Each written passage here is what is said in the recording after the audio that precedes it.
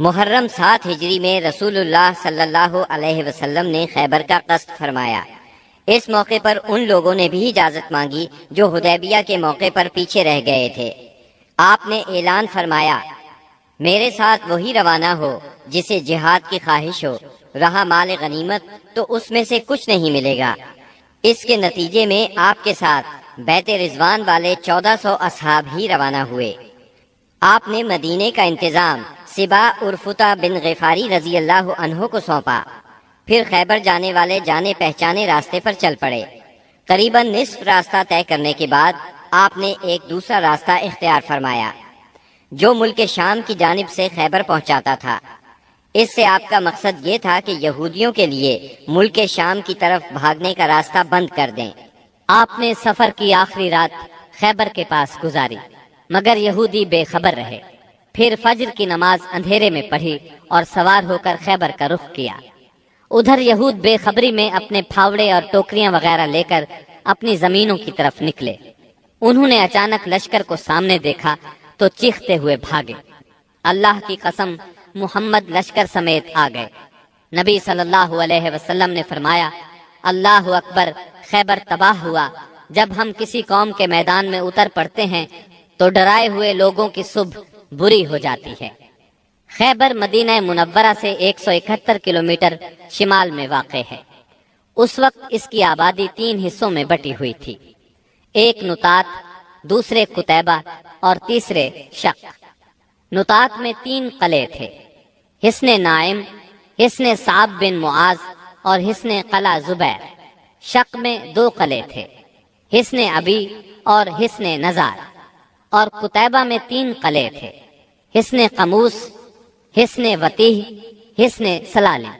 ان کے علاوہ خیبر میں مزید قلعے اور گڑھیاں بھی تھیں، مگر وہ چھوٹی تھیں اور طاقت اور حفاظت میں ان کے ہم پلہ نہیں تھی۔ رسول اللہ صلی اللہ علیہ وسلم نے نطات کے قلعوں کے مشرق میں تیروں کی پہنچ سے دور پڑاؤ ڈالا اور حصن نائم کے محاصرے سے جنگ کا آغاز کیا۔ یہ بہت بلند، محفوظ اور مشکل چڑھائی والا قلعہ تھا اور یہود کی پہلی دفاعی لائن کی حیثیت رکھتا تھا۔ اسی میں ان کا شاہزور بہادر مرحب بھی تھا۔ یہ 1000 مردوں کے برابر مانا جاتا تھا۔ چند روز تک فریقین میں تیر اندازی ہوئی، پھر رسول اللہ صلی اللہ علیہ وسلم نے فتح کی بشارت دیتے ہوئے فرمایا، کل میں جھنڈا ایسے شخص کو دوں گا جو اللہ اور اس کے رسول صلی اللہ علیہ وسلم سے محبت رکھتا ہے اور جس سے اللہ اور اس کے رسول محبت کرتے ہیں۔ آپ کا یہ فرمان سن کر سب انصار اور مہاجرین نے اس آرزو میں رات گزاری کہ جھنڈا اسے دیا جائے۔ صبح ہوئی تو آپ نے فرمایا، علی کہاں ہیں؟ صحابہ کرام نے بتایا، ان کی آنکھ آئی ہوئی ہے۔ آپ نے انہیں بلا بھیجا، وہ لائے گئے۔ آپ نے ان کی آنکھوں میں لعاب دہن لگایا اور دعا فرمائی۔ وہ اسی وقت شفا یاب ہو گئے، گویا انہیں کوئی تکلیف تھی ہی نہیں۔ پھر انہیں جھنڈا دیا اور فرمایا، جنگ سے پہلے انہیں اسلام کی دعوت دو۔ ادھر یہود نے اپنی عورتیں اور بچے شق کے قلعے میں بھیج دیے تھے اور اس صبح طے کیا تھا کہ کھلے میدان میں جنگ کریں گے۔ چنانچہ جب سیدنا علی رضی اللہ عنہ ان کے پاس پہنچے تو انہیں جنگ کے لیے تیار پایا۔ آپ نے انہیں اسلام کی دعوت دی، انہوں نے صاف انکار کر دیا۔ مرحب نے فخر اور غرور سے تلوار لہرائی اور دعوت مبارزت دی، یعنی اپنے مقابلے میں کسی کو بھی آنے کے لیے للکارا۔ اس نے یہ شعر پڑھا، قد علمت خیبر انی مرحب، شاک السلاح بطل مجرب، اذا الحروب اقبلت تلہب۔ یعنی خیبر جانتا ہے کہ میں مرحب ہوں، ہتھیار پوش، بہادر اور تجربہ کار، جب جنگ و پیکار شعلہ زن ہو۔ اس کے مقابلے میں سیدنا عامر بن اقوا رضی اللہ عنہ نمودار ہوئے۔ وہ کہہ رہے تھے، قد علمت خیبر انی عامر، شاک السلاح بطل مغامر۔ یعنی خیبر جانتا ہے میں عامر ہوں، ہتھیار پوش، شہزور اور جنگجو۔ پھر دونوں نے ایک دوسرے پر وار کیا۔ مرحب کی تلوار سیدنا عامر کی ڈھال میں پھنس گئی۔ انہوں نے چاہا کہ اپنی تلوار اس کی پنڈلی پر ماریں، لیکن ان کی تلوار چھوٹی تھی، اس کی پنڈلی تک پہنچنے کی بجائے پلٹ کر خود ان کے گھٹنے میں آ لگی۔ بعد میں انہوں نے اسی چوٹ سے انتقال کیا۔ نبی صلی اللہ علیہ وسلم نے سیدنا عامر کے بارے میں فرمایا، ان کے لیے دگنا اجر ہے، وہ بڑے جانباز مجاہد تھے، کم ہی ان جیسا کوئی عرب روئے زمین پر چلا ہوگا۔ سیدنا عامر رضی اللہ عنہ کے زخمی ہو جانے پر سیدنا علی رضی اللہ عنہ مرحب کے مقابلے پر آئے۔ آپ یہ شعر پڑھ رہے تھے، أنا الذي سمتني أمي حيدرا كليس غابات كريه المنظرا أوفيهم بالصاع كيل السندرا، یعنی میں وہ شخص ہوں کہ میری ماں نے میرا نام حیدر یعنی شیر رکھا ہے، جنگل کے شیر کی طرح خوفناک، میں انہیں سا کے بدلے نیزے کی ناپ پوری کروں گا۔ اس کے بعد مرحب کے سر پر تلوار کا ایسا وار کیا کہ وہ وہیں ڈھیر ہو گیا۔ اس کے بعد مرحب کے بھائی یاسر نے نکل کر مقابلے کی دعوت دی۔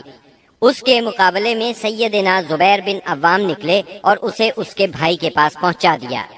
پھر گھمسان کی لڑائی چھڑ گئی، بہت سے یہودی مارے گئے، جس سے ان کے حوصلے پست ہو گئے اور وہ اپنے مورچے چھوڑ کر بھاگ نکلے۔ مسلمانوں نے ان کا پیچھا کیا اور بزور قلعے میں داخل ہو گئے۔ یہود اس قلعے سے بھاگ کر اس کے ساتھ والے قلعے حصن الصاب میں مورچہ بند ہو گئے۔ ادھر مسلمانوں کو قلعہ حصن نائم میں بہت سا غلہ، کھجوریں اور اسلحہ ملا۔ اس کے بعد مسلمانوں نے سیدنا حباب بن منذر رضی اللہ عنہ کی قیادت میں حصن صاب کا محاصرہ کر لیا۔ یہ محاصرہ 3 دن جاری رہا۔ تیسرے دن رسول اللہ صلی اللہ علیہ وسلم نے فتح اور غنیمت کی دعا فرمائی، پھر مسلمانوں کو حملے کی دعوت دی۔ مسلمانوں نے شدت کا حملہ کیا۔ پہلے مقابلے کے لیے للکارا گیا، پھر گھمسان کی لڑائی شروع ہوئی۔ یہ لڑائی یہود کی شکست پر ختم ہوئی اور مسلمانوں نے سورج ڈوبنے سے پہلے قلعہ فتح کر لیا۔ غنیمت میں بہت سا غلہ ہاتھ آیا۔ اس قلعے میں سب سے زیادہ خوراک اور چربی تھی۔ اس طرح یہ مسلمانوں کے لیے سب سے کارآمد قلعہ ثابت ہوا۔ مسلمان اس سے پہلے سخت بھوک کا شکار تھے، چنانچہ بہت سے لوگوں نے گدھے ذبح کر دیے، لیکن اللہ کے رسول صلی اللہ علیہ وسلم نے ان کو کھانے سے منع فرما دیا۔ چنانچہ آپ کا حکم پا کر چولہوں پر چڑھی ہوئی ہانڈیاں الٹ دی گئیں۔ یہود نے یہاں سے بھاگ کر قلعہ زبیر میں پناہ لی اور وہاں قلعہ بند ہو گئے۔ یہ نطاط کا تیسرا اور آخری قلعہ تھا۔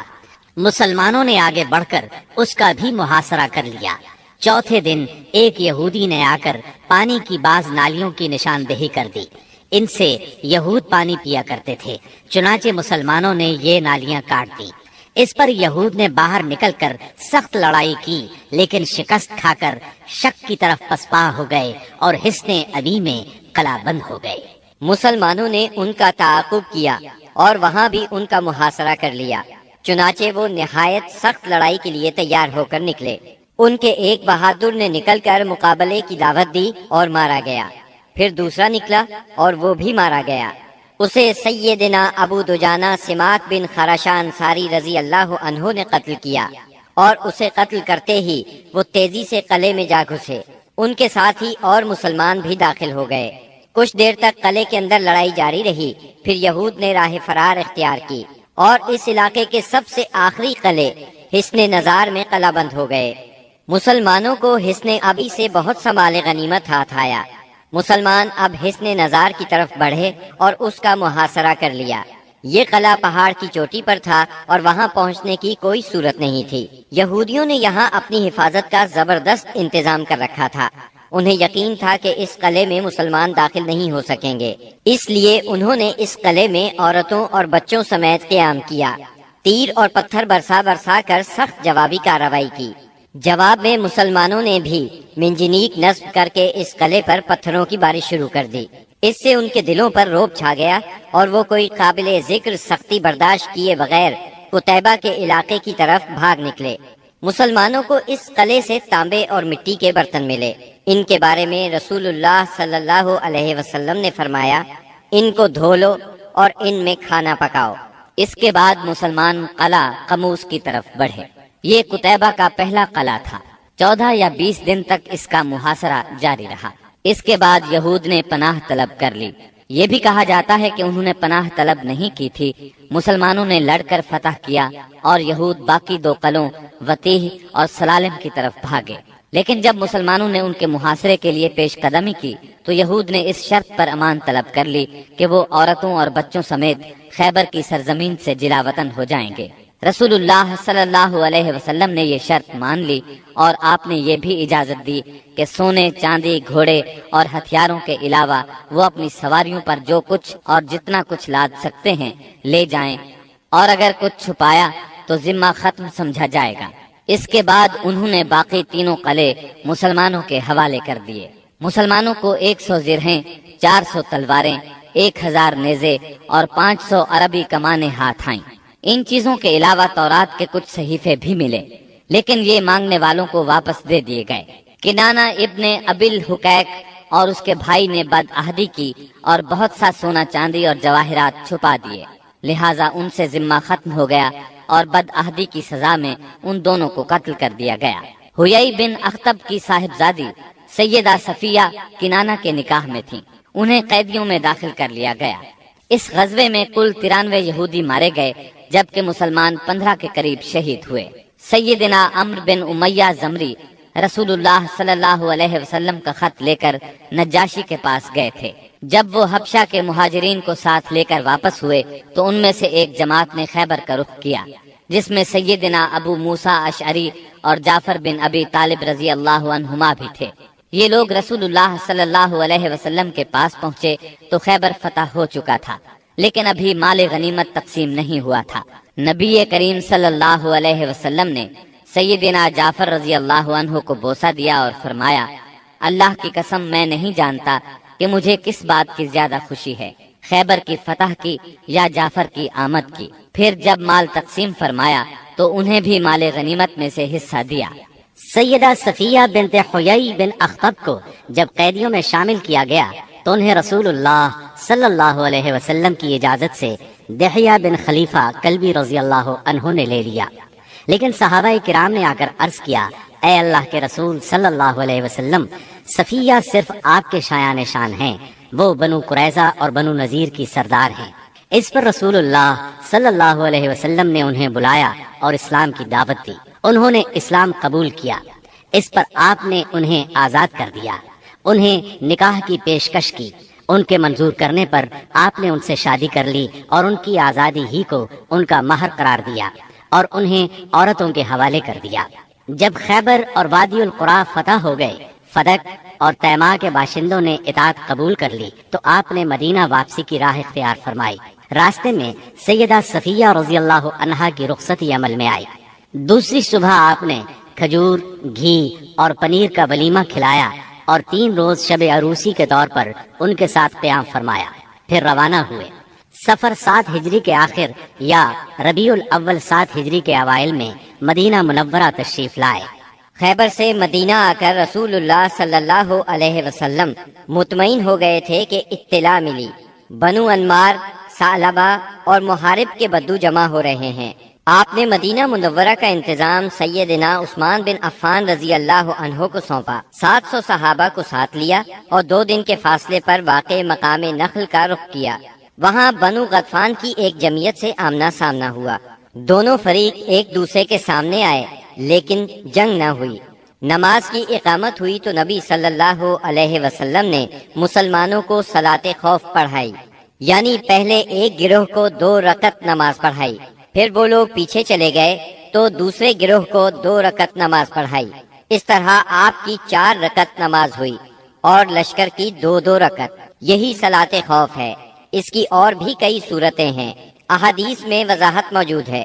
پھر اللہ نے دشمن کے دل میں مسلمانوں کا رعب بٹھا دیا، وہ منتشر ہو گئے اور رسول اللہ صلی اللہ علیہ وسلم مدینہ منورہ لوٹ آئے۔ اس غزوے کا نام اس لیے ذات الرقاع پڑا کہ اس سفر میں پیدل چلنے کی وجہ سے مسلمانوں کے پاؤں زخمی ہو گئے تھے۔ انہوں نے زخمی پیروں پر چیتھڑے لپیٹ لیے تھے۔ چیتھڑوں کو عربی میں رقاع کہتے ہیں۔ یہ بھی کہا جاتا ہے کہ اس کی زمین اور پہاڑ مختلف رنگ کے تھے، گویا کہ وہ رقاع یعنی پیون تھے اور کہا جاتا ہے کہ غزوے کی جگہ کا نام ہی یہی ہے۔ اس غزوے میں سب سے دلچسپ بات یہ پیش آئی کہ ایک دن نبی صلی اللہ علیہ وسلم نے ایک سایہ دار درخت کے نیچے پڑاؤ ڈالا اور اپنی تلوار اسی درخت سے لٹکا کر سو گئے، جبکہ باقی لوگ مختلف درختوں کے نیچے سو گئے۔ ایسے میں ایک مشرک اس طرف آ نکلا، اس نے رسول اللہ صلی اللہ علیہ وسلم پر تلوار سونت لی۔ آپ کی آنکھ کھل گئی تو اس نے کہا، آپ مجھ سے ڈرتے ہیں؟ جواب میں آپ نے فرمایا نہیں۔ اس نے کہا، اب آپ کو مجھ سے کون بچائے گا؟ آپ نے فرمایا، اللہ۔ یہ سن کر اس کے ہاتھ سے تلوار گر گئی۔ آپ نے وہ تلوار اٹھا لی اور فرمایا، اب تمہیں مجھ سے کون بچائے گا؟ اس نے کہا، آپ مجھ پر احسان کیجئے۔ آپ نے اسے اسلام کی دعوت دی۔ وہ مسلمان تو نہ ہوا، لیکن اس نے یہ عہد کیا کہ وہ آپ سے لڑائی کرے گا، نہ لڑنے والوں کے ساتھ ہوگا۔ آپ نے اسے چھوڑ دیا۔ اس نے اپنی قوم میں واپس جا کر کہا، میں تمہارے پاس سب سے اچھے انسان کے پاس سے آ رہا ہوں۔